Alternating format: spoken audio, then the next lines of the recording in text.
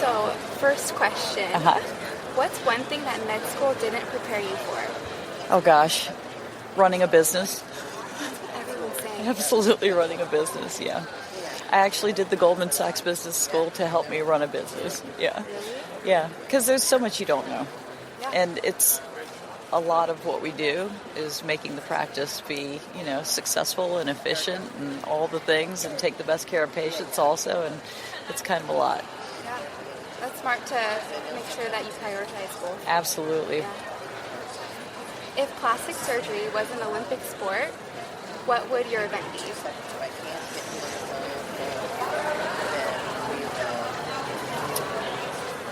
Innovating. Because I'm always trying to figure out ways to make instruments better or OR table trays better or scrubs better, anything. It's always innovation, and plastic surgery is 100% always innovation. Definitely. From beginning of the case to the end of the case, you're figuring it out. All the patients are a little different. I love that. What's the most unexpected request you've ever received from a patient? I had a guy who wanted a tummy tuck, and he did not want his belly button afterwards because of issues with his mother. So that was probably the most unusual. What's your favorite activity outside of work? Oh, man. I love to do so many things. I really love walking on the beach and finding shark's teeth. I love painting watercolors. I love reading. You said favorite, but these are all my favorite. I love it. Keep it coming. What maintenance advice would you give future patients to prep them down the line for improved results? So like 10 years from now, if somebody wants to go. Well, I do a lot of liposuction, for example, and I think that sometimes people think that that's just an easy solution, but the only way to maintain the result that we give them surgically is for them to maintain their current weight, afterwards. And so sometimes people think that it gives them the option to go on a big Cheeto fest, and then, of course, if they gain weight, sometimes they're a little more frustrated with what their result is 10 years later than they were when they were healed and happy. Is there like a range that you recommend patients kind of stay within? I mean, I tell them that the way to maintain their result is to maintain where they are on that day. So if they're happy with their result, if they maintain that weight, they will maintain the result, aside from normal aging. But when people gain 50 pounds after lipo, they may not love it anymore. That's really important.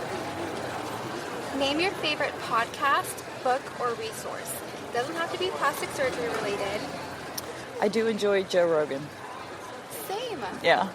And it's always nice to hear another woman. He always opens my eyes. I mean, he's a very smart guy, and he's very well-read, and I always learn something from his podcast. Do you listen all the way through, or do you do usually? chunks? No, I usually do because I want to hear what's coming. I get very involved in the discussion, and so I like to listen to the whole thing. Even like the 5-hour, 3-hour ones, I'm like... Well, sometimes I have to break it up a little bit, but I do listen to the whole thing eventually. Right. Who do you look up to in the industry? Like, who inspired you to get involved in plastic surgery in the first place?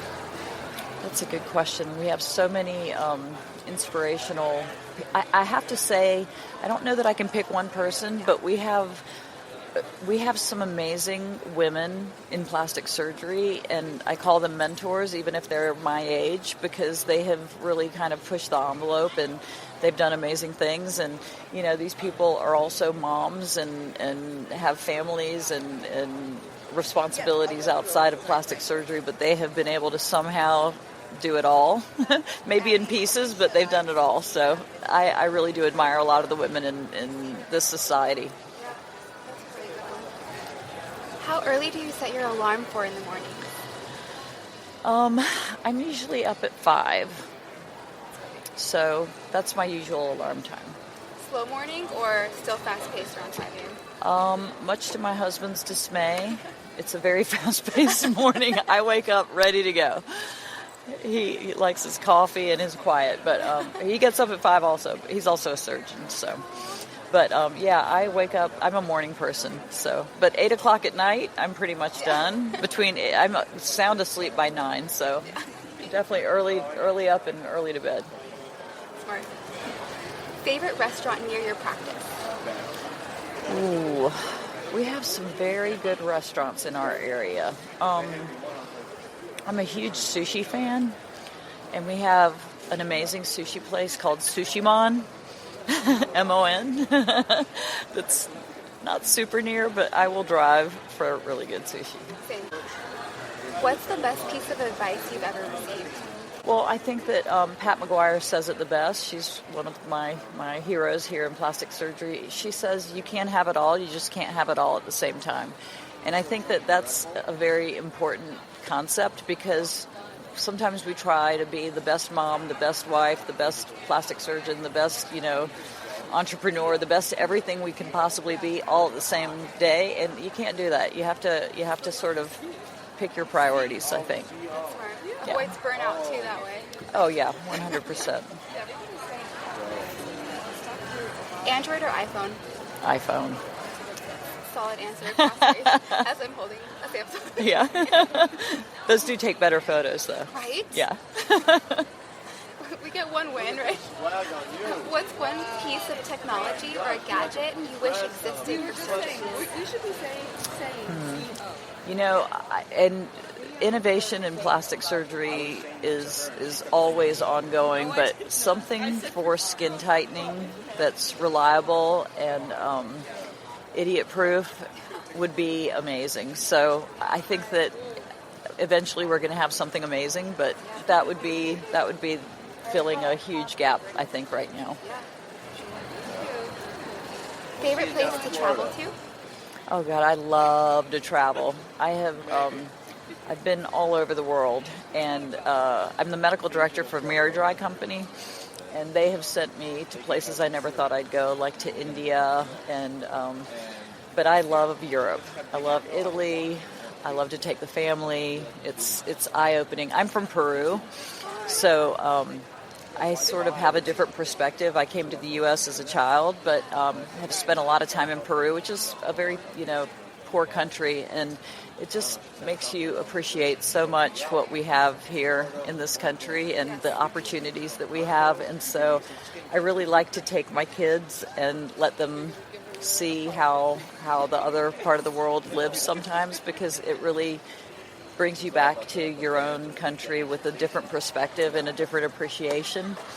And I think it's really important, because there's so much here that we have that's just available to us if we take advantage of the opportunities. So it's good to see how in Peru we've got 3 and 4 year olds on the street selling gum, trying to help their family, and it's so hard to see that, but it's their reality. It's really eye-opening, and oh yeah, it definitely spurs and stimulates you to want to do better, or yeah, with appreciation. yeah. And then 2 more questions. Sure. If you could have a conversation with your past self when you were a resident, what would you say? I would tell my past self, don't question, absolutely do plastic surgery. This has been, there's everything about plastic surgery is 100% my personality, because like I said, every patient's different. You're constantly evolving your procedures, you're doing things differently based on each patient. You cannot be cookie cutter about your plastic surgery. It has given me the flexibility with my home life I'm a solo practice, and so I've been able to be very present for my kids who are now in college and out of the house, but I've been able to give them as much time as I wanted. And I used to do trauma surgery, and some surgical specialties just don't really allow that kind of flexibility. So that's been invaluable to me. I have no regrets about how I've built my practice and how much time I've allowed myself with my children. So I would say definitely plastic surgery, the innovation, the always thinking, how can I make this procedure better? How can I make this instrument better? How can I, there's a Diehl Cannula over there at the Black and Black stand, and it's just a better way of doing liposuction, and you're always trying to figure out better ways to do things, and plastic surgery is 100% that, all the time, every day, all day long, and I love that about it. It's so needed to have people like you in the industry. Thank you so much. Can you share with everybody, how can our listeners find you? So I am in Raleigh, North Carolina. My website is Diehl Plastics, Diehl Plastics with an S.com. And we take amazing care of our patients. We have a 6,000 square foot space. It has its own OR. I do a lot of things under local anesthesia also, some pretty big surgeries, and that's a preference for a lot of people. And we have amazing providers, amazing injector, PAs, and a huge med spa that's growing by the minute. Thanks for taking the time to Thank you so much. That was awesome. Fun.